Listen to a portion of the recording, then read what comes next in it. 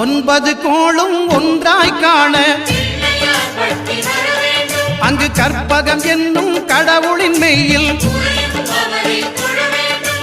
ஒன்பது கோளும் ஒன்றாய் காண அங்கு கற்பகம் என்னும் கடவுளின் மெய்யில்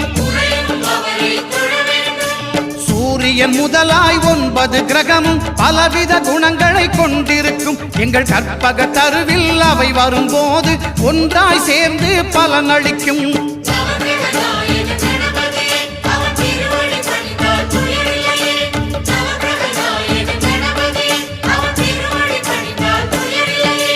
ஒன்பது கோளும் ஒன்றாய் காண